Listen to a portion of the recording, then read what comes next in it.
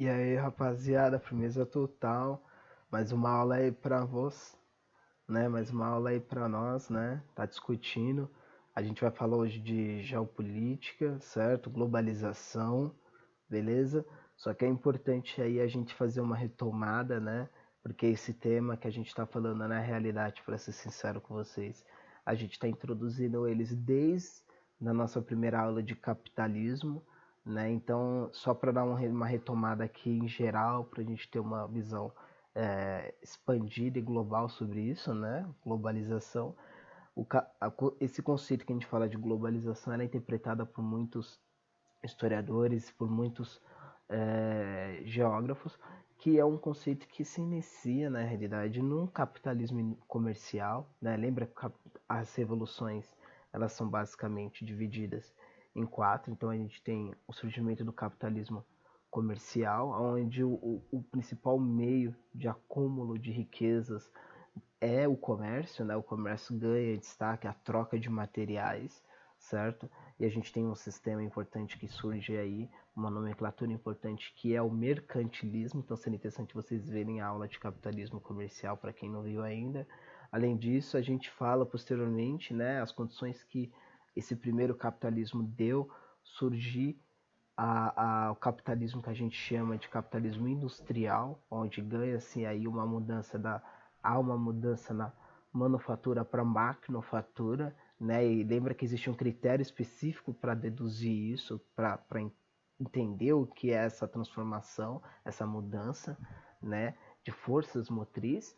E além disso, a gente vê posteriormente, né, o capitalismo financeiro ou monopolista, certo? A gente começa a ver um grande destaque aí de bancos, né, que começam a financiar empresas, começa a surgir grandes empresas multinacionais. Lembra que nessa aula, logo nos primeiros slides, a gente começa já a mostrar alguns logotipos de algumas empresas que são tipo de 1880, a General Motors, a gente fala da Fiat na Itália, né?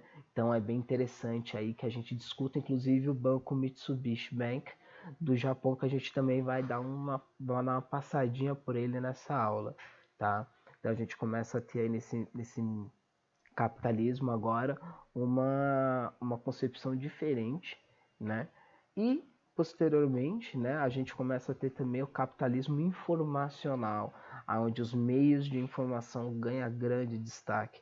Uma coisa importante que a gente tem tanto no capitalismo é, financeiro como no capitalismo informacional, uma coisa muito importante é que a mercadoria, as tecnologias que vão surgindo para a gente ter uma produtividade maior, um lucro maior, essas tecnologias elas ganham muito destaque e os produtos ganham. Agora, um, uma, uma informação, um quem de informação para ser produzidos. Né? Então, um computador, um celular, ele exige as vacinas, os medicamentos, elas exigem pesquisa, exigem algumas coisas aí que tornam esse produto mais com valor mais agregado. A gente vai discutir melhor isso nessa aula, beleza? Mas aí para vocês terem uma noção que a gente está falando desse período de globalização, mas isso daqui não é separado das outras aulas. Isso daqui está tudo dentro de todo esse processo de desenvolvimento que a gente fala do capitalismo, certo? E posteriormente a gente também vai ter aula de outros sistemas econômicos, onde a gente vai poder fazer os contrapontos aí, questionar, inclusive compará-los quem quiser, beleza? Então a aula de hoje, basicamente, a gente vai falar sobre coisas bem pontuais, tá? Para ser bem pontual com vocês. Então a primeira coisa que a gente vai falar é o fluxo tanto de capitais, tanto de mercadorias, de produtos, certo? Como especulativo também. A gente vai explicar isso e vai comparar esses dois. Mas existe uma coisa importante que a gente precisa levar em questão, que é o que essas transformações mudam na configuração, no espaço e na forma de se manifestar. tá ligado? É uma reflexão que a gente precisa ter, uma pergunta que ao decorrer dessa aula seria interessante vocês deixassem ela com o celular, o slide aberto do lado, e a todo momento na explicação, no que a gente vai discutindo, vocês vão pensando aí o que isso poderia agregar para responder e fazer altas reflexões também sobre o que a gente vai estar passando. Lembrando que a gente vai estar passando um conteúdo estritamente relacionado ao vestibular, ao que o vestibular mais cobra, então a gente não vai discutir nenhuma questão aqui exaustivamente, né? Mas a gente vai ter umas discussões bem interessantes aí, mesmo o conteúdo sendo mais limitado, beleza? Então, além do fluxo de, voltando lá, além dos o fluxo de o fluxo de material de produtos, desculpa pessoal, o fluxo de capitais especulativos e o de produtos, a gente vai fazer uma comparação, mas também a gente vai falar do fluxo de informação e alguns desdobramentos disso. Então essa aula vai passar por esses 3 pontos, beleza? Então é uma aula bem curtinha aí que a gente vai discutir coisas fundamentais e ter a noção desse direcionamento aqui é muito interessante para a gente refletir algumas coisas. Então vamos lá.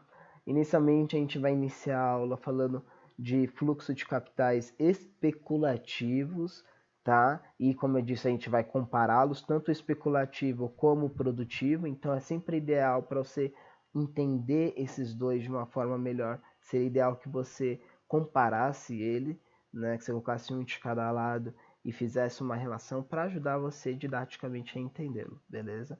Então, o capital especulativo, em linhas bem gerais, ele é um montante que circula pelo sistema financeiro mundial. Basicamente, ele ganha o seu lucro em cima de juros. Mas o que é isso, Victor? Assim, é um montante que circula, certo? No sistema financeiro, sei lá o que é sistema financeiro, entendeu? E ele ganha em juros. Quando a gente fala quando você pensa em bancos, para ser uma coisa bem didática, quando você imagina em bancos, certo? Você imagina que o banco ele acaba recebendo dinheiro, investindo esse dinheiro seu e posteriormente ele tem uma quantidade para te pagar quando você necessitar resgatar aquele dinheiro que você deixa na conta, poupança ou investe, certo? Então, os juros, como a gente fez uma diferenciação entre dinheiro e capital, você sabendo o que é capital, que é dinheiro para gerar mais dinheiro, o banco necessariamente ele pega um capital, esse dinheiro, investe em outra coisa, ou em ações, ou em títulos públicos de governo, né, de tesouro ou de outras instituições. Ele investe esse dinheiro nesses títulos, nessas ações, e esses títulos dão o que de retorno para esse bancário ou para esse acionista especificamente, né? O que ele ganha de lucro? Os juros pelo seu dinheiro investido. Então, basicamente, os países que têm altas taxas de juros, onde você investe tanto dinheiro e ele te dá um retorno muito grande em juros, esse país vai ser o mais atrativo para esse sistema, para esse capital especulativo. Né? E quando a gente está falando basicamente de capital especulativo, a gente está falando de uma coisa importante que é um movimento muito rápido, certo? As negociações elas não podem ser a longo prazo. O que dá mais lucro para esses acionistas, para esses bancos, são investimentos a curto prazo de 2, 3 anos ou 1 ano, né? Investimentos onde os juros é alto, o risco é alto, né? E o ganho é alto. A perda também pode ser, mas quando se investe muito, você consegue cobrir essas perdas, basicamente. Né? Então, quando a gente fala de montante, ele é um montante infinito, porque a gente não está falando basicamente de dinheiro vivo, a gente está falando de pessoas que investem, pessoas que estão em outro país, basicamente nos países desenvolvidos, né, como a gente fala na aula anterior, né, no capitalismo financeiro a gente mostrou alguns países especificamente, inclusive no imperialismo. Então, quando esses países basicamente eles vão ter os principais bancos, né, os principais acionistas, né, pessoas com dinheiro suficiente para comprar títulos e investir em tanto em ações, né, em outras regiões fora do seu próprio território, né? Os donos das empresas, eles não estão mais basicamente situados no território de origem dessa empresa. Essas empresas estão espalhadas pelo mundo e o dono está especificamente nos grandes centros financeiros e nos grandes centros financeiros do mundo, né? Como a gente falou na aula passada.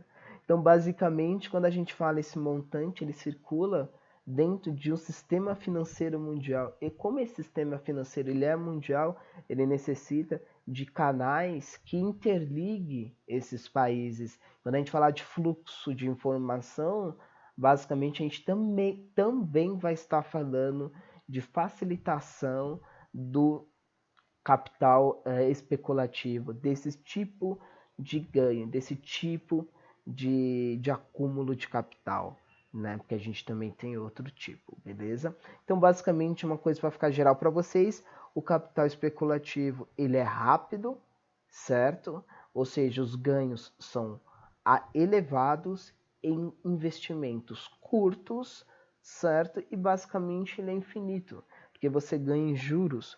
E como você não tem dinheiro, para investir necessariamente você não precisa ter dinheiro impresso, né? Porque você vai investir em outro país, você não leva o dinheiro para lá, certo? Você compra os papéis virtuais, que são pedaços das ações, que são pedaços das empresas, certo? E a partir disso, você consegue da sua casa aqui no Brasil, ou nos Estados Unidos, ou na Europa, você consegue comprar títulos de empresas mundiais, de qualquer lugar do mundo, entendeu?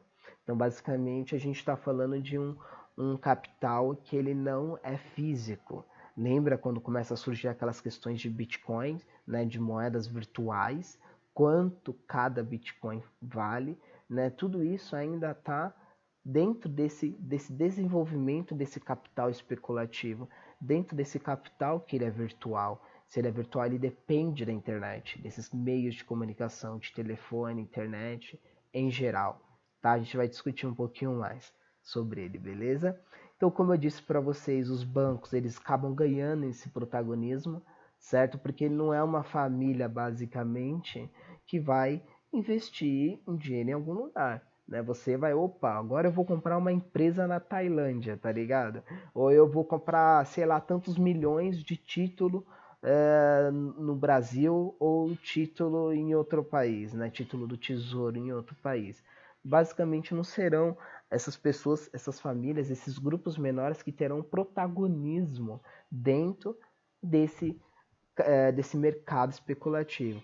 Então quem ganha protagonismo é o mesmo agente que a gente discutiu bastante na aula anterior, os bancos, né? Então aqui a gente tem uma fotinho do Banco Mundial de Washington, né? Ele ganha grande relevância no final da Segunda Guerra Mundial, né? Não vamos falar sobre ele, mas basicamente a gente vai falar de uma lista bem resumidamente dos protagonistas desse período, né? Dos protagonistas desse mercado especulativo, desse mercado financeiro virtual, certo? Então a gente vai falar, vocês não precisam saber, vou falar o intuito de eu estar passando esse slide basicamente. Esse slide é para vocês terem uma noção do montante em dinheiro, em valor que esses 10 bancos movem, para vocês terem uma noção a quantidade de dinheiro que circula dentro desse capital especulativo, que é extremamente grande. E como eu disse, ela é rápida. Então, o investimento é curto. Esse dinheiro, há um ano está em um lugar, no outro ano está em outro lugar. Entendeu? Daqui a 2 anos está num lugar, daqui a 3, 4 anos está em outro lugar. Então, basicamente, esse slide não é para vocês decorarem quais são os bancos, quanto cada um tem de ativo, nada disso, isso não interessa. É para vocês terem uma visão geral e ver quanto o montante que esses bancos movimentam. Então, basicamente, o banco que tem maior capital ativo, né? Capital ativo, o que é, resumidamente, é aquilo que entra. É o que a empresa recebe. Então, aqui inclui tudo, parça. Inclui tudo, desde a ação, de tudo, juros, de empréstimo, tudo que esse banco arrecada de dinheiro, né? Ele recebe dinheiro de uma pessoa e investe. O que ele receber desse investimento dele entra nesse capital ativo, né? Então, o Banco Industrial e Comércio da China, o capital ativo dele está em torno de 4 trilhões de dólares. Vamos falar de outra aqui. A gente vê que os 4 primeiros no ranking de capital ativo, eles são chineses. Isso é uma coisa que a gente pode discutir posteriormente numa aula à frente, essa tensão entre norte-americanos, que é que era um dos centros dominantes desse capital financeiro, lembra, né, dessas grandes multinacionais, dos bancos norte-americanos que tinham um grande protagonismo, né, eles começam a ser agora ultrapassados pelos chineses, né? Além disso, lembra do Mitsubishi, né? Mitsubishi Bank do Japão, né? O capital de ativo dele é de 3 trilhões de dólares. A gente tem aí o Morgan Class, o primeiro banco norte-americano a aparecer nessas 10 primeiros. São os 10 primeiros, hein, parça? Imagina o resto, mano. Imagina quanto que esses caras movimentam. Você é louco, truta. E, nossa, e nós falando aí é foda, parceiro. Mas vamos lá. O Morgan, né? Morgan Chase, nem sei se é assim que fala. 2 trilhões, né? A gente tem um outro aí, ó, um grande, o HSBC da Grã-Bretanha, né? Da Inglaterra, basicamente. 2 trilhões. A gente tem o American Bank, outro estadunidense, 2. E brasileiro, para vocês terem uma noção, a gente aparece lá em, sei lá, cara, é na posição 500 e tarará, tá ligado? Mas a questão é o seguinte aqui, o que eu quero passar, qual é a ideia? Eu quero que vocês tenham uma noção que o capital especulativo, né, esse capital aqui que a gente está discutindo, basicamente, ele tem uma montante de movimentação muito grande. Então esses bancos, eles têm capital suficiente para gerar mais capital, gerar dinheiro para ter dinheiro para gerar mais dinheiro. E como você gera? Através de juros, através de ganhos. Isso tem uma coisa que a gente vê bastante discutindo na atualidade, que é o país, ele não é, como posso dizer, ele não é interessante para esses investidores. Quando a gente fala investidor, a gente está falando desses caras. Não só desses 10, mas de todos os bancos que querem investir tanto em título quanto em empresas, comprando empresas que falem ou em geral, certo? O que acontece? Quando a gente fala o país não é atraente para os investidores mundiais, a gente está falando dessas pessoas, basicamente, né? E o que acontece? Quando a gente fala isso, a gente também tem que levar duas coisas em relação. Esses bancos, eles têm o seu ganho baseado em cima de juros, ou seja, eles vão procurar países onde os juros de ganho para os seus tipos de investimentos sejam altos. Ou seja, eles vão procurar países com juros elevados, né, ou com juros bancários elevadíssimos, né? E a gente consegue ver que a maioria dos países que acabam tendo esse tipo de juros elevados são a maioria, a gente não pode generalizar, isso é óbvio, mas uma grande parte deles são países que são considerados nessa divisão social do trabalho, né? São considerados países subdesenvolvidos, né? Então, basicamente, esses bancos eles buscam os países onde tem a mão de obra é mais barata, né, onde ele consegue investir nessas empresas, fazer que ela produza produtos e que isso dê uma rentabilidade alta dessas ações para ele, certo? Então ele não vai procurar um país com grandes leis trabalhistas, aonde o salário mínimo é alto, aonde tem direitos trabalhistas que defendem minimamente o trabalho do operário, né? Basicamente eles vão procurar países com baixos direitos, com baixos salários, certo? Aonde os tributos, os impostos pagos para o governo são baixos, certo?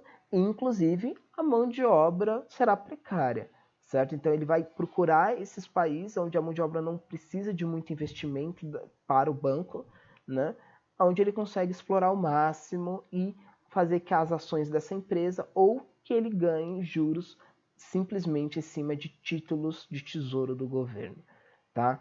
Então, isso daqui é importante. Por que esse raciocínio é importante? Que tipo de lugares esses caras vão investir? Por que é importante? Porque a gente vê em diversos momentos na história, momentos que existe aquilo que a gente chama de fuga de capital do exterior, né? E qual é esse momento de fuga? É que como esses caras eles compram dívidas, como esses caras eles compram títulos, como esses caras investem nas empresas, no momento que o contexto social daquele país começa a mudar, ou seja, a qualidade de vida começa a melhorar, o salário mínimo, consequentemente, começa a aumentar, o poder de compra dessas pessoas começa a aumentar, existem leis trabalhistas que defendem o direito do trabalhador, certo? Para ter uma condição mínima de trabalho digna.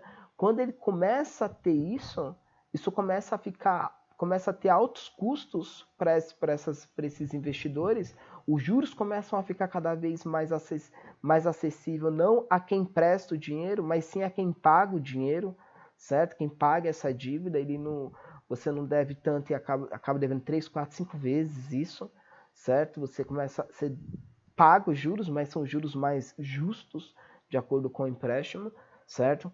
Então, nesse momento, esses países, esses bancos, esses financiadores, eles tiram o seu dinheiro desse país. Ou seja, ou eles vendem as ações desesperadamente e, consequentemente, acabam até derrubando e até falindo essas empresas, ou simplesmente chega no governo e fala, ó, parça, é o seguinte, mano, eu quero vender aí os títulos, eu quero que você me pague os títulos que eu comprei de você, né, antecipadamente, ou seja, cada título tem um momento, mas eles querem antecipadamente, mesmo perdendo, eles vão restituir esse capital, certo? E o país fala, caralho, mano, mas vocês vão tirar tudo de uma vez? A gente tá falando não tá falando de 3 milhões, né? A gente tá falando de dinheiro pra cacete, meu irmão. Vamos tirar tudo de uma vez? É. E aí que alguns países acabam até quebrando com isso, né? Com esse movimento, com essa fuga desse capital, desses grandes investidores ao mesmo tempo. Eles acabam até quebrando. A gente tem muitos exemplos disso na história. A gente tem o México de 1994 a 95. A gente tem o Sudoeste Asiático em 97. Né? Presta atenção nos países. A gente tem a Rússia de 98. A gente tem o Brasil de 99. A gente tem a Argentina de 2001 e 2002. E a gente tem a Grécia de 2009 e 2010. E é interessante que esses países, a Grécia e a Argentina, e a Rússia, eles decretaram moratória. O que é moratória? De forma bem resumida. Parceiro, devo, não nego, eu só pago quando eu tiver e eu não tenho, então eu não vou pagar porra nenhuma, tá ligado? Essa é a fita, mano.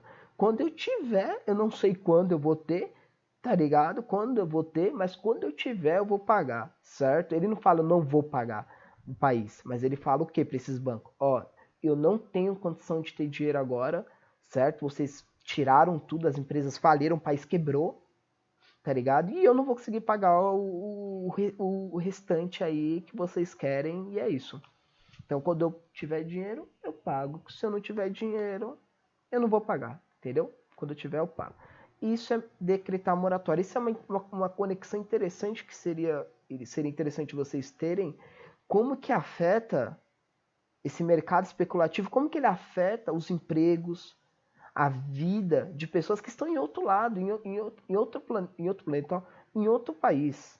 Né? Por quê? Porque esses bancos, olha os países que eles são. China, Japão, Estados Unidos, Grã-Bretanha, Estados Unidos, França.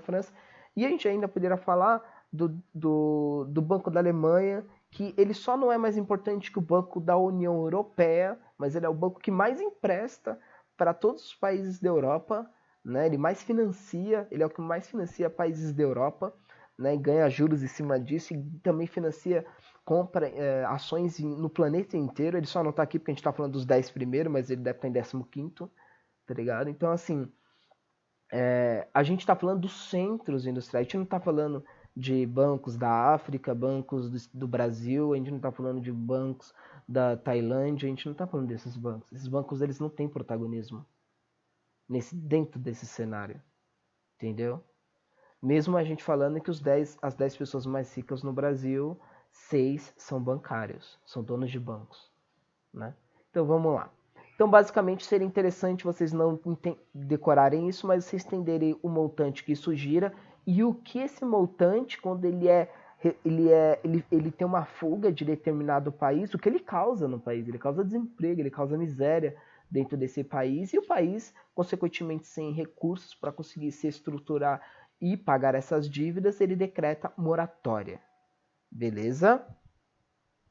Então vamos lá. Então agora a gente terminou o que é capital especulativo, e agora a gente vai falar, lembra, a gente vai contrapor um com o outro. Agora a gente vai falar de capital produtivo, né? E esse capital produtivo ele é dividido em dois, né? Mas basicamente eles são investimentos diretos na produção de bens e serviços, ou seja, em fábricas, implantações, indústrias.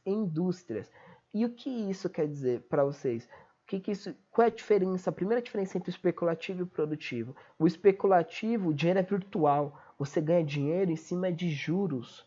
Lembra dos bancos, você ganha dinheiro em cima de juros. Você empresta seu dinheiro para determinada pessoa e mete uns juros altão pra porra, tá ligado? E ganha em cima desses juros. Entendeu? E quando a gente fala de capital especulativo, é o dinheiro, é o capital para gerar mais dinheiro, mas esse daqui não é investido em juros, é investido em produção. Produção não só de dinheiro, mas produção de produtos para ser comercializados e ser retornado como dinheiro. Então, quando a gente fala disso, a gente está falando de bens e serviços, certo? De produção de bens e serviços, que eles existem basicamente em um território, ou seja, ele é diferente do especulativo que é virtual, né? Esse exige um território, um investimento que vai gerar uma infraestrutura, uma infraestrutura ele vai precisar e ele vai gerar uma estrutura física dentro daquele território. Então ele possui bases físicas. Um exemplo são fábricas. Aqui é uma plantação de girassol, ó, 1000 graus, parça. Caralho. Mano, escolhi a D das fotos, se liga na missão. E, mano, aqui é uma empresa de drogas, parça. Ó, mentira, mas é de farmácia, firmeza? Farmácia de manipulação. Então tá gerando aqui, ó, vários remédios, mano. Isso daqui é interessante, pessoal. Por quê? Porque a gente vai falar de dois tipos de produto dentro desse capital produtivo. Os que têm alto valor agregado e baixo valor agregado. Olha esse cara aqui, ó, mano. Ó, olha essa roupa zica aqui, tio. Olha só a proteção. Olha o equipamento, mano. Então, assim, isso aqui exige... Presta atenção nessa porra que eu tô falando, que é importante, mano. Isso aqui existe porque existe pesquisas. Lembra da aula anterior que a gente falou? O último slide da aula anterior a gente mostrou uma tabela, os dois últimos. A gente mostrou uma tabela de PIB do país, o produto interno bruto desse país, né? E de riqueza gerada, e a gente mostrou o quanto esse país investe em tecnologia, em produção, em desenvolvimento de tecnologia, em pesquisas, basicamente. A gente fez uma discussão bem rápida sobre isso. E para a gente ter tudo isso daqui, todo esse maquinário, toda essa roupa, para ter tudo isso, a gente precisa do quê? De pesquisas. E nesse momento, ainda mais de quarentena, a gente vê o quanto é importante isso, tanto na farmácia, certo? Como na questão de medicamentos e vacinas. Mas vamos lá, não vai adiantar muito. Então, para a gente falar desses produtos, a gente vai falar que existe dois, né? Os de alto valor agregado e de baixo valor agregado. E junto nessa explicação, a gente ainda vai falar o que a gente denomina de modais. Então, seria basicamente aquilo que transporta. Então, a gente vai falar o que são esses produtos de alto valor agregado e como eles são transportados para o mundo. A gente está falando de globalização, basicamente. Né? Lembra da aula anterior? Também. Ele é produzido em determinado lugar e eles são vendidos em outros países. Né? Você produz o seu tênis Nike de alta tecnologia, mano, num país e ele é vendido em todo o mundo. Você produz o computador, tá ligado? Você produz um Xiaomi, tá ligado? Lá na China e ele é vendido para o mundo inteiro. Você produz um Sony no Brasil e ele é vendido para o mundo inteiro. Entendeu? Basicamente. Então a gente vai ter que falar o que é esse produto de alto valor agregado e a gente vai falar como ele é transportado, porque isso vai mudar. de um para o outro. Então, existem produtos de alto valor e esses produtos são transportados de uma forma, e os produtos de baixo valor agregado, e eles são transportados de formas diferentes. Então, vai ter essas duas explicações. Vamos lá. Então, o fluxo de capital produtivo, né, o sistema de transporte desse primeiro de alto valor agregado, o fluxo de transporte é aeroviário, ou seja, ó, de avião 1000 grau, tá ligado? Mano, eu andei de avião uma vez e eu tinha tipo uns 5 anos, se pá, parça. Não, eu tinha mais, eu tinha uns 12, vai. Nem lembro, faz tanto tempo, você é louco, pai. Mas se liga na missão. Quando ela vai conseguir o intercâmbio, cuzão. Mas se liga na missão. A fita é o seguinte, o alto valor agregado. Esse produto, por que ele tem alto valor agregado? Porque, vamos falar basicamente o que eles são. São medicamentos, vacinas e eletrônicos. O que esses produtos têm em comum? Para eles serem de alto valor agregado. Eles necessitam para a sua... presta atenção. Esses produtos necessitam para a sua produção de pesquisas e investimento em tecnologia. A gente está falando de medicamentos, a gente está falando de vacinas e de eletrônicos como notebooks, como alguns celulares, entendeu? A gente está falando desses produtos. A gente está falando não só de produtos eletrônicos, mas de medicamentos como algumas drogas. E o que basicamente esses produtos têm? Por que vale a pena você transportar esse produto, tá ligado? Por avião? Porque avião, o frete deve ser caro, né, Victor? O bagulho é louco, você vai pagar maior cara aí pra mandar uns produtos de avião pra outro pico, mano. Mas qual que é a fita? Esses produtos, eles são leves, basicamente. A gente tá falando de medicamento, uma pílula, uma caixinha, ela é levinha, pesa 150 gramas, um medicamento. E a gente não tá falando, a gente tá falando de medicamento, ou de produtos basicamente leves, com um alto valor agregado.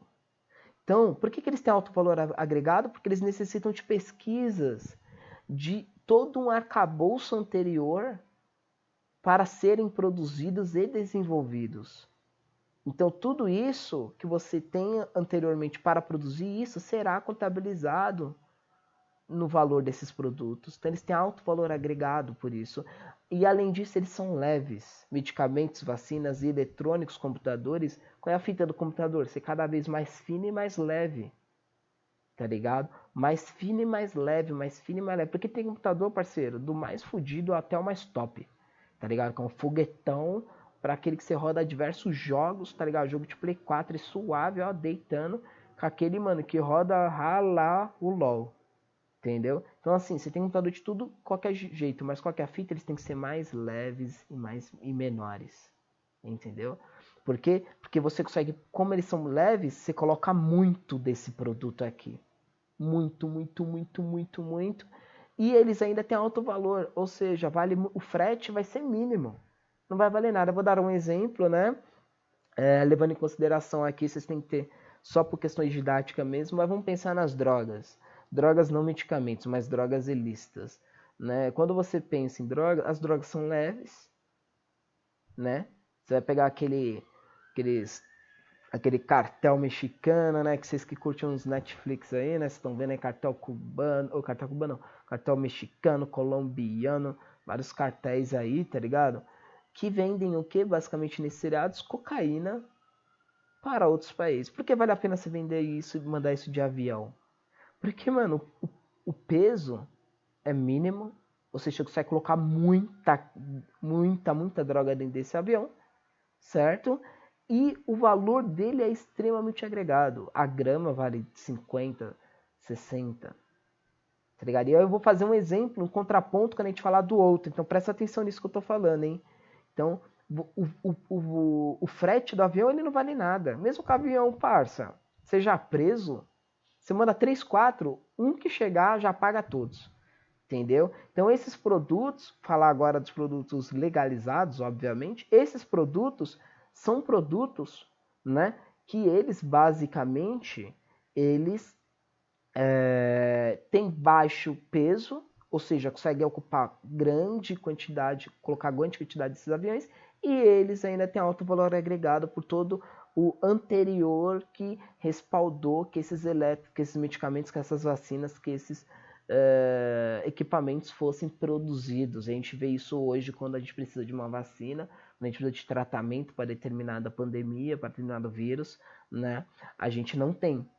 E aí a ciência é tão importante e o investimento em ciência é tão importante. E aquela aula que eu falei, os 2 últimos slides anterior, é importante. A gente vê porque alguns países investem tanto e outros não, né? E além disso, a gente não tem só esses produtos de alto valor agregado, mas produtos perecíveis e urgentes, como flores e frutas, órgãos, né? Então você tem um determinado momento aí para transportar esse órgão de um estado para o outro, você não vai mandar o bagulho de moto, né, pai? De mototáxi, né, mano? Você vai mandar o bagulho de avião 1000 graus, mano. Entendeu? Os bens de consumo, então você vai comprar aí uma roupa lá da China, o bagulho às vezes chega em um mês, não chega em 4 meses de navio. Chega em um mês. É porque em algum momento esse produto conseguiu entrar em um frete de avião e ele foi mandado de avião para o seu país. Tá? E correspondência. Então, aquele Sedex 10, Sedex 15, Sedex 30, Sedex 48, que você paga 40 conto para enviar, tá ligado? Eles também são mandados de avião. Então, ele chega em 12 horas, mano, lá em Natal, suave, mano. Beleza? Então, a gente tem, além de produtos de alto valor agregados, produtos perecíveis e urgentes. Esses produtos, eles são enviados por qual modal de transporte, quebrada? Avião. Além disso, isso daqui, essa foto atrás, são fotos de dutos, né? O que passa por dutos? Passa óleo, passa petróleo, né? Passa gás, passa várias fitas, né, mano? Mas vamos lá. Qual que é a fita? A gente vai falar agora dos produtos, né? Dos capitais produtivos, dos produtos de baixo valor agregado. Lembra que o anterior são produtos que eles têm alto valor por causa da pesquisa, do anterior para a produção dessa tecnologia para desenvolver aquilo, né? E esses aqui, basicamente, eles são produtos que não precisam de tantas tecnologia como a extração de mineração, de carvão, de ferro, manganês, esses metais em gerais, não só, mas carvão também, de gás e petróleo, energias, de carnes e grãos. Olha que interessante. Lembra da aula anterior, a gente dividiu os países, quando a gente vai falar de imperialismo, a gente falou de países que tinham a indústria e esses países precisavam do quê? De produtos para alimentar essa indústria. E qual países, eles na divisão social, na divisão internacional do trabalho, o que eles fizeram? Eles decretaram países desenvolvidos, onde existem um mercado financeiro, onde o fluxo de capital é grande, é rápido, onde tem os principais bancos, onde você exporta para outros países as multinacionais, e essas multinacionais vão para que lugar e compram o que? De qual países? Elas compram a matéria-prima para produzir os produtos. Ou seja, você vai produzir uma parte de ferro do seu notebook, você vai comprar o ferro do Brasil, vai produzir o notebook no Japão e vai vender na Itália. Entendeu? Então, existem os países desenvolvidos que produzem esses produtos de alto valor agregado, que exigem de tecnologia, e você produz. E tem os países subdesenvolvidos ou da periferia, né, parça? Nós, tá ligado? Que eles abastecem as indústrias desses países. Beleza? Então aqui a gente está falando basicamente de mineração, gás, petróleo, carnes e grãos. Uma coisa já diferente do produto anterior é que esses produtos, eles têm baixo valor e eles têm alto peso. Ou seja, se você for comparar, fazer uma relação entre peso por valor, quando você vai comprar lá 1 kg de maracujá, tá ligado? Você vai comprar, maracujá tá caro, né, tio? 1 kg de laranja, entendeu? Aí tem lugar que é cuduza, mas pensa que é por quilo esse bagulho. Pensa no mercado. Você vai comprar 1 kg de laranja, tá ligado? Você vai pôr 1 kg por determinado valor. Os produtos de lá, eles são leves e têm alto valor agregado. Esses aqui, eles são pesados e têm baixo valor.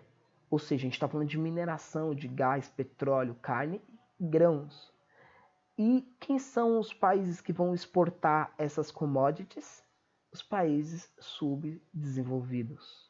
Se esses produtos aqui eles têm maior peso e maior peso e menor valor agregado, compensa se pagar um frete de avião? Quantas toneladas de ferro você vai pôr no avião? Vale a pena? Vou dar um exemplo. Lembra da aula anterior, quando a gente pegou uma reportagem do El País e fez uma questão aí entre um conflito entre países desenvolvidos e países subdesenvolvidos, quando a gente foi falar do cacau, da questão do cacau na Costa do Marfim, em Gana. Eles estavam reivindicando, esses dois países estavam reivindicando que a Nestlé pagasse para esses países, se eu não me engano é a Nestlé, tá, pessoal? Então eu posso estar equivocado aí. Mas o link da matéria tá lá, então veja a aula anterior que eu discuto mais essa questão. Eles queriam que os europeus pagassem 2.600 libras por tonelada de cacau. Então, olha a relação, o tanto de peso pelo valor. 2.600 libras por tonelada de cacau. Compensa você mandar isso por avião? Não. Então você vai precisar de meios de transporte que são que o frete é mais barato e que aguenta mais peso. Então quais serão esses modais? O rodoviário, a gente vê isso muito no Brasil. O Brasil usa bastante. Estados Unidos também. Mas o Brasil é o maior destaque de transporte entre o nosso continente aqui, né? O Brasil é um país continental, né? O transporte geral é focado mais, o interno é focado mais no rodoviário. A gente tem o ferrovia, que é bastante disseminado na Europa e também disseminado em alguns países da África e uma certa quantidade nos Estados Unidos. Claro que tem outros países, óbvio, tô falando só alguns que me vêm à cabeça, tá? O hidroviário, que é... Qual é a diferença do hidroviário pro marítimo, Victor? O hidroviário, mano, é aquele que vai pelo rio, tá ligado? É aquele que você usa a cabotagem, tá ligado? De passo a passo. Ou que você usa aqueles elevadores, né? Que a gente vai discutir isso depois em outras aulas. Mas o hidroviário é por rio. E o marítimo é basicamente aqueles em grande escala, como grãos, carne, petróleo e ferro, quando a gente vai mandar para a China, para a Europa, não, né? Mas para a China, para a Ásia, para os Estados Unidos, né? Quando a gente vai fazer esse tipo de comércio. Então a gente precisa mandar grandes quantidades desse material, porque ele tem pouco valor agregado. Você tem que mandar não uma tonelada de cacau. Você tem que mandar, parça, 70, 100, 200 toneladas para mais, para valer a pena pagar o frete. Entendeu? Então, basicamente, a gente tem isso. E, além disso, quando a gente fala de gás e petróleo, a gente tem um país que é destaque nisso, tanto nós como a Rússia, né? A gente extrai muito o petróleo e o gás e distribui ele em dutos, né? Que seria o que está na foto aqui atrás, beleza? A Rússia, ela distribui bastante gás em duto para a Europa, né? Inclusive, isso é uma questão que dá bastante conflitos políticos, que a gente vai discutir mais para frente também, com a Rússia, a União Soviética e a União Soviética em si, mas a Rússia, né, em si, hoje atualmente, né, com a Europa, beleza? Então, finalizando essa ideia, quando a gente fala de baixo valor agregado, a gente está falando de commodities. Quem exporta esses produtos são os países subdesenvolvidos, basicamente, e esses produtos, por que ele tem baixo valor agregado? Porque não existe grandes tecnologias para extrair metais do solo, você criar grandes quantidades de carne, né? Ter uma indústria de carne, você ter extraído do solo gás ou petróleo. Né? Refinar o petróleo e virar gasolina, aí já é um trabalho elaborado que exige tecnologia. E isso é algo que o Brasil ainda tem grandes dificuldades, ainda, dependendo do petróleo, beleza? Então, quando a gente fala a gente passou já das duas partes da aula, a gente falou tanto do capital especulativo, né? Que a gente falou as características dele, a gente falou do capital produtivo e dividiu ele entre produtos de alto valor e de baixo valor. Recapitulou o que falou na aula anterior, falando que tem países que produzem esses produtos de alto valor, que eles investem em tecnologia, lembra dos slides finais da aula anterior, e países que estão para abastecer essas indústrias e servir também como países para o capital especulativo através dos bancos explorarem esses países através dos juros altos que eles cobram dos seus empréstimos em geral e o que isso pode acarretar na fuga desses empréstimos. Só recapitulando, beleza? Então, a gente agora vai falar do último fluxo, né? A gente vai deixar o fluxo de pessoas para a aula anterior, eu achei que seria mais didático, tá? E não tão pesado. Então, fluxos de informações, né? Basicamente, a gente está falando de jornais, revistas, rádios, televisão e internet, que é importante pra cacete. Meu irmão, lembra quando a gente falou do capital especulativo? Isso só é capaz, essa expansão, ela só é capaz devido ao desenvolvimento da internet e dos meios de comunicação que interligam o planeta inteiro, né? E a gente vai até discutir essa questão. O planeta inteiro tem acesso à internet, essa tal de democratização da internet, a gente vai discutir isso no último slide. Então não perca e não abandone essa aula. Então aqui a gente tá vendo humano, tá ligado? Imprimindo jornais. Ó, a impressora, isso aqui é a impressora da faculdade, parceiro. Isso aqui é o tanto de texto que você vai ler na faculdade, tá ligado? E esse aqui é uma representação, uma foto, né, simples aí que eu peguei na internet, tá ligado? De computadores aí interligados do planetinha Terra, velho, sugando. Mentira, pessoal, tá aí só interligado na comunicação, beleza?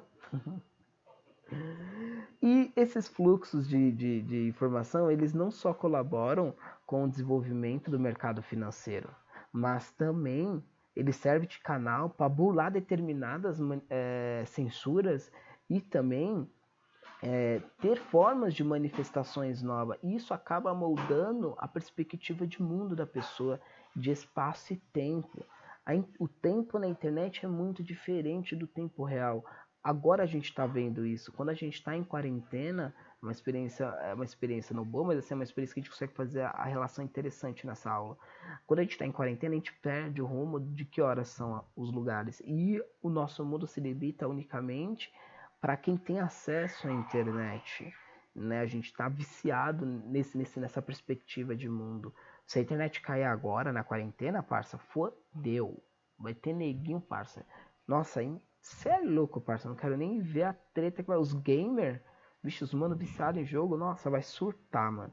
Mas a fita é o seguinte: a ideia aqui é a gente entender o fluxo de informação, não só favorecendo o mercado financeiro, que é algo interessante para o mercado, mas também um meio de manifestar e também de bular as censuras. A gente vai dar alguns exemplos de movimentos de cyberativismos, né?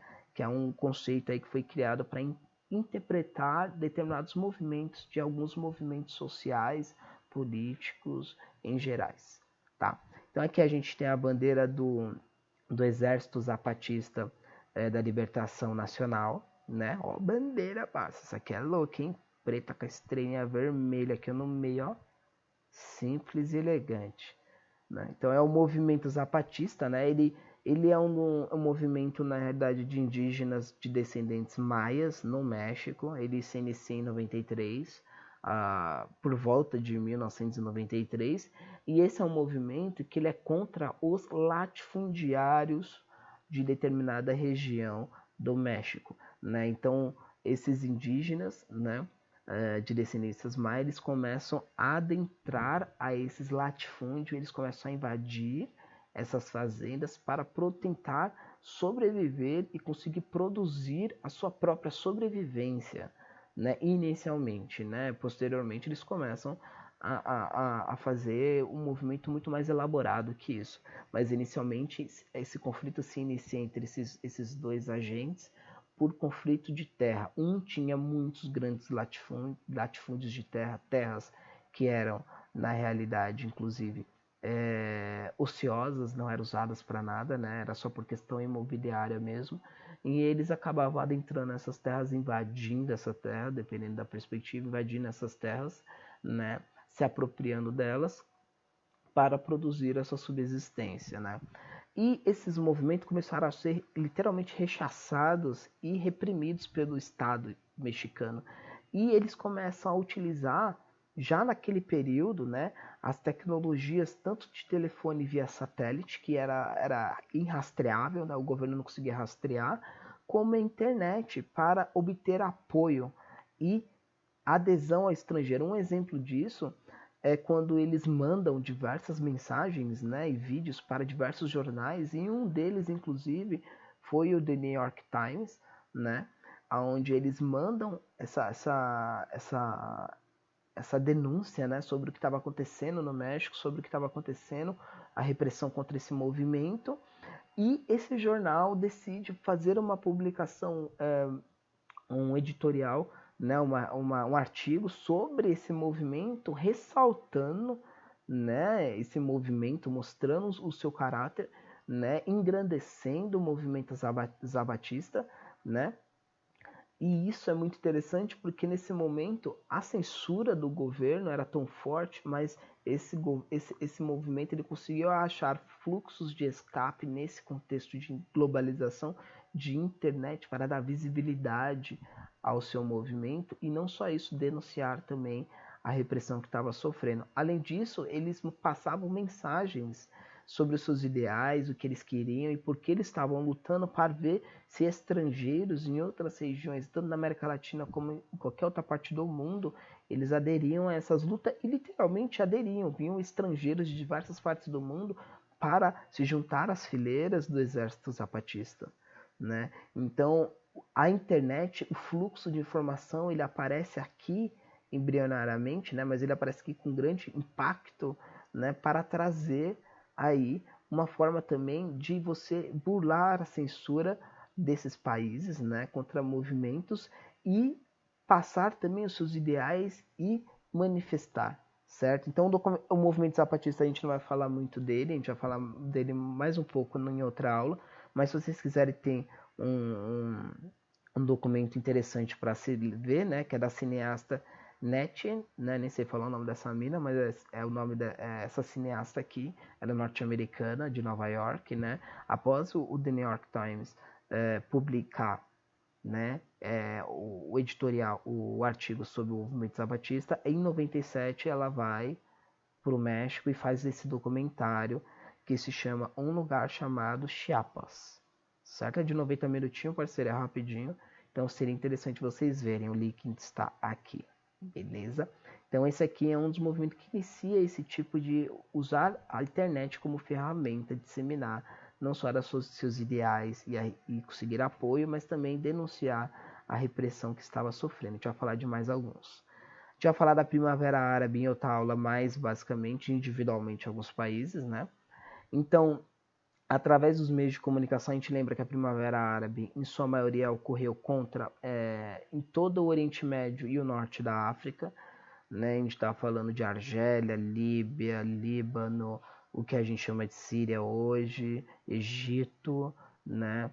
E Líbia a gente tem até um grande símbolo aí que acabou acontecendo por interferência norte-americana, que é o Gaddafi, né? Mas é interessante aí que isso ocorre em toda essa extensão, tanto no continente do Oriente Médio como no norte do continente africano, né? Ocorre em vários países e isso ocorreu em vários países porque em determinado momento, né, a maioria deles eram ditaduras e começou a surgir de forma embrionária em alguns países movimentos revolucionários para derrubar essas ditaduras e eles começaram a ser brutalmente, parceiro, a gente tá falando de coisa violenta aqui, a gente tá falando só de PM dando porrada não, tá ligado? A gente tá falando de 30 mil grau também, tá ligado? Não que não corra isso no Brasil, mas que é 1000 grau mesmo também, né? Então, mesmo como ocorria semelhante que ocorria com o movimento zapatista, a repressão, isso impedia que esse movimento recebesse tanto apoio internacional, certo? Como pedisse ajuda de outros países, além de pedir ajuda, né? Ele também divulgar as suas ideias. Então, na Primavera Árabe, esses movimentos começam a reproduzir vídeos, fazer reportagens, uma mídia que não é controlada, né? São mídias independentes, né? Que não é controlada pelo Estado. E eles começam a entrar em contato com outros jornais, com outros lugares do mundo, a denunciar a censura e a violência e as mortes que estavam, os assassinatos que estavam ocorrendo. E isso começou de forma, cara, muito louca, mano. Começou a disseminar para outros países e outros países começaram a se incentivar, a se sentir identificado com alguns ideais e começaram a criar movimentos revolucionários também. Então isso surgiu basicamente em alguns países, como a gente vai falar na próxima aula, né? E isso começou a disseminar por todo o norte da África, do Oriente Médio, todo o norte da África. E a gente tem, inclusive, até hoje, né, países como a Síria, como a Líbia, que ainda estão em guerras civis, que são consequências da Primavera Árabe, mas isso necessita de uma aula específica, porque é um assunto muito interessante. Beleza? Então você vai lá, parceiro, ó, dribla, censura. Ó, o Ronaldinho, ó, 1000 grau, tio. Brau, ficou como? Na saudade. E agora a gente vai falar um último aqui, que é o do Brasil, né? Então, as Jornadas de Junho, né? Que é através de uma mídia dependente, né? A gente tá falando do contexto que a gente tava. Olha, mano, ficou chave aqui, ó. Parece que eu tô no prédio, ó. Na janela do prédio. E aqui, ó, a ferradura. Foi mal, galera, mas ó, parece que a ferradura tá pichada no prédio, ó. Ficou louco, mano, esse slide aqui, hein? Ó, bravo. Então, as Jornadas de Julho, né? De junho. Isso daqui aconteceu em 2013 no Brasil, né? Basicamente era um movimento que iniciou por causa do aumento da tarifa, né, de transporte, mas esse movimento ele começou a ganhar uma magnitude muito maior, porque basicamente esse movimento ele não exigia só o aumento o abaixamento, né, a manutenção da tarifa que estava naquele momento, ou até a anulação da tarifa, né, mas ele também estava reivindicando acesso à cultura, acesso a regiões diferentes da cidade, porque a gente está falando de um país que é extremamente excludente contra a sua periferia. Então, e ele acaba aumentando essa exclusão quando ele afasta a periferia dos centros culturais, afasta a periferia dos centros de lazer, né? Lembra aí a recomendação, um fim de semana no parque, tá ligado? Do Racionais. Ele afasta a periferia desses lugares e ele acaba levando, né? Para você conseguir chegar nesse lugar ainda, você acaba tendo que pagar tarifas extremamente altas de transporte. Então não adianta você ter no MASP de terça-feira, que ainda é horário de trampo, tá ligado? O trabalhador mesmo. De terça-feira à tarde, a entrada por R$ 3, tá ligado? Se, mano, o cara pra sair lá da perifa, lá da represa, ele gasta R$ 30 de condução, entendeu? Se ele vai levar o filho e a esposa vai levar as crianças e o esposo vai levar todo mundo lá, o amigo, a amiga, para ver isso, vai uma nota, tá ligado? E vai tempo. Porque você gasta 3, 4, 5 horas dentro do transporte público em São Paulo, né? E nas grandes metrópoles. Então você começa a ver, desprender, borbulhar dentro de todo o país, um movimento que eles estão pedindo na realidade um acesso maior aos espaços, ao poder e terem direitos de ocupar o espaço, ter o direito de ir e vir mais assegurado, né? E não só em cima de uma lógica mercadológica que quer extrair lucro em cima de tudo, inclusive cerçar você de adentrar espaços culturais, né, e consequentemente expulsar você dessas regiões, né? Mas essa não é a questão, isso vai também ter uma aula específica para isso, mas a ideia que eu quero trazer aqui especificamente é que a grande mídia ela está fechada no crime com a polícia e com o Estado, né? Então começam a ocorrer grandes repressões extremamente violentas, pessoas começam, a gente tem em torno aí de 100 a 150, isso aí, números bem conservadores de feridos, né? Nessa jornada de junho. E começa a surgir um bagulho muito louco, mano. Que é o seguinte: uma mídia independente que é essencialmente popular, que tem um caráter, né, de reproduzir imagens e populares, né, com esse tipo de viés, basicamente, né, e essencialmente independente, essencialmente popular, ele busca tirar o monopólio das grandes mídias. Então, quando as grandes mídias elas começam a omitir o que está acontecendo, a repressão que está acontecendo, ela não passa nas grandes televisões o que está acontecendo dentro dessas manifestações, né? Começa a borbulhar vídeo de pessoas filmando, de pessoas especificamente equipadas, tá ligado? Para ir cobrir a manifestação, tá ligado? A gente vai mostrar uma foto, inclusive. Então essas pessoas, tá ligado? Aqui, ó. Aí, ó, a quebrada aqui, ó. Um guerreiro, vários guerreiros, né, tio? Mas assim, isso aqui é zica, hein? Tá lá no 1000 graus, polícia aqui, ó. Do lado, mano, correndo risco. Mas a fita é a seguinte, para passar a informação, aí mandar a informação. Então, basicamente, a gente tem, nesse momento, pessoas independentes que começam a publicar esses vídeos em suas redes sociais, publicar esses vídeos na internet, certo? E aí a grande mídia entra em xeque. Que ela fala, opa, eu tenho acesso a essas informações, mas eu escolho não passá-las na TV, nos jornais, para a gente ocultar um pouco dessa repressão que está acontecendo.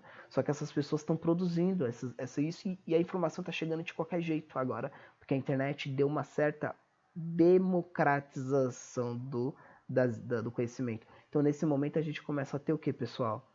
A gente começa a ter, mesmo sem a grande mídia querendo, com a censura da grande mídia sobre as manifestações, começa a borbulhar as informações que estão acontecendo e a repressão começa a aparecer em todos os lugares. E isso força, isso que é interessante, isso força a grande mídia a reproduzir a violência que estava acontecendo dentro das manifestações. Isso força, porque a ideia da grande mídia é eu tenho que produzir a matéria. Se eu não publicar, ninguém publica, tá tranquilo. Agora, se eu não publicar e o outro publica, opa, tô atrasado, perdi. Então a ideia é que eles forçam a essas grandes mídias mostrar. Isso você vê claramente nos programas de debate, quando você acaba vendo eles pela internet, né? E quando você estava acompanhando no dia a dia naquele movimento, certo? Você acaba vendo isso, porque no primeiro momento, quando a mídia ela limita o acesso à informação, você começa a ter narrativas como, oh, pô, os caras tudo vagabundo, mano, olha lá, pô, tá fazendo nada, tá ligado? Só tem playboy no bagulho, entendeu? O bagulho zoado da porra. Aí, quando você vê a repressão aparecendo, tá ligado? Aí você começa, porra, mano. Aí você começa alguns comentários, porra, caralho, eu até julguei os caras ali, mas você viu, mano? Pô, não precisava disso, mano. Olha o que tá acontecendo. Olha lá, ó, só avançando com o carro em cima das pessoas. Você é louco, bagulho louco, mano. Então você vê uma mudança nessa narrativa. Porque esses comentaristas, em grande parte deles, eles se baseiam seus comentários em cima do que a grande mídia produz. Certo? Então quando começa a surgir outros meios aí, ó, de produção de internet, de informação, isso acaba forçando a grande mídia a ter que reproduzir isso, e você vê isso muito nitidamente na narrativa, nas discussões que ocorrem sobre esse fenômeno, sobre esse momento histórico que foi as Jornadas de Junho, beleza? E agora a gente vai falar uma coisa só para finalizar a aula, 2 minutinhos, essa questão, né, que a gente chama de democratização da internet, né? A internet ela democratizou o mundo, né? Ela interligou todo o mundo, né? Mas agora vamos ver uma coisa aqui interessante. Isso daqui não é importante que vocês decorem, já deixando isso bem claro. Isso daqui é para a gente levantar uma reflexão. Então é importante que você olhe para o mouse onde eu estou apontando e escute o que eu estou falando. Preste atenção. Beleza? Então aqui a gente tem uma tabela onde separa as estatísticas de uso da população por conexão à internet mundialmente. Essa estimativa é de 2019. A gente não vai ver tudo, a gente nem vai falar sobre tudo. Mas aqui é importante que são as regiões do mundo, então são por continentes. Então a gente tem a África, a Ásia, a Europa, a América Latina e Caribe, o Oriente Médio, a América do Norte, Estados Unidos, Canadá, né? Oceania, Austrália, né? Então a gente divide isso aqui pelos continentes. A população estimada no censo de 2020, tá? E aqui, ó, é os usuários de internet em dezembro de 2019. Então aqui a gente tem a população desse continente e quantas pessoas têm acesso à internet. Vamos começar pelos continentes que são os desenvolvidos, onde estão os países desenvolvidos, onde estão os países que têm esses grandes bancos, onde o fluxo de informação sai deles, né? Vamos começar por eles. Então a gente vai falar da Europa. A gente tem em torno de 800 bilhões de pessoas, e desses 800 bilhões, 720 bilhões têm acesso à internet, ou seja, 87% da população ela tem acesso à internet. Não é todos, mas 87 é muita pessoa, cacete. Agora vamos ver outra aqui, ó. América do Norte, Canadá e Estados Unidos. 360 bilhões de pessoas. E quantos têm acesso? 349 bilhões. 94% tem acesso à internet. Olha que interessante. Então esses dois continentes, tanto o americano quanto o europeu, ele tem muito acesso à internet. Tá? Então a maioria, aqui você poderia falar de talvez uma democratização do acesso. Vamos falar agora de nós, da América Latina, Argentina, Brasil, Bolívia, Venezuela, Peru, Caribe, né? Cuba, os caras tudo aí, ó, vários, Havana, só cidade do México, é o Caribe, só cidade bonita, mano, só praia bonita, hein, cachorro? Então a gente tem aqui em torno de 650 bilhões de pessoas e desse valor aqui, dessa quantidade de pessoas, a gente tem 453 que tem acesso à internet, ou seja, quase 70%. Não é tão longe dos países europeus e da América do Norte, mas é longe. Já é uma diferença muito razoável. Porque se você comparar com o Oriente Médio, que tem 260 bilhões de pessoas, 180 têm acesso. Isso já é maior que a gente. Então a gente está em relação ao acesso à internet idêntico ao Oriente Médio. Semelhante.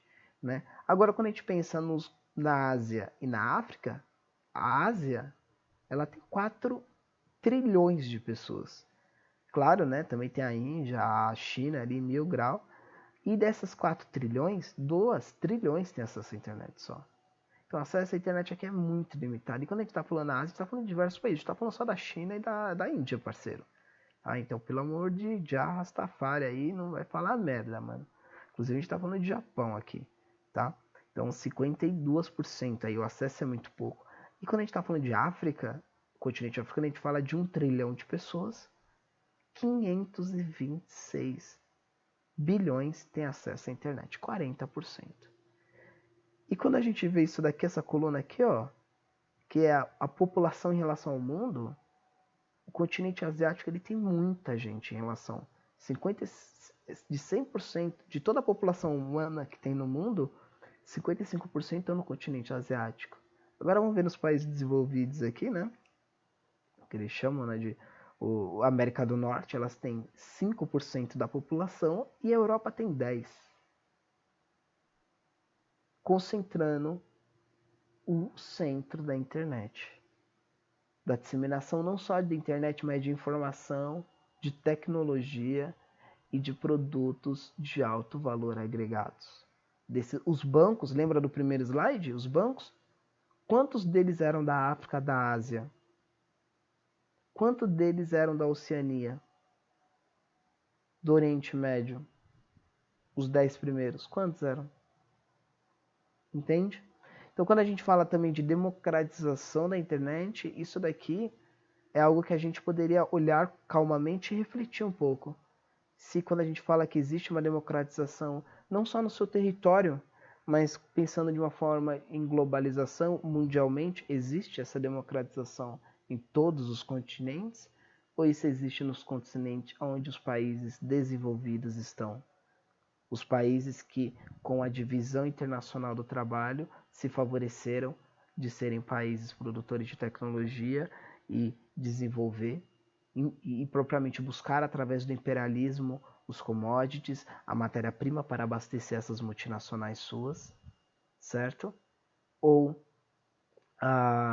e no outro lado os países subdesenvolvidos, onde eles têm a produção de commodities, o desenvolvimento até da internet, o acesso à internet, ele é extremamente limitado. Porque talvez não exista tecnologia? Porque existem nesses países. Certo? Ou porque será que é algo que está concentrado nesses grandes centros? Né? Então é uma reflexão que a gente leva aí a ter, tá? Que é muito importante para a gente compreender. E aqui a gente tem o link aí, né, das referências que eu acabei utilizando para montar essa aula. E aqui um link do Drive, onde tem alguns filmes, umas séries aí que eu tô atualizando. A internet aqui em casa tá foda.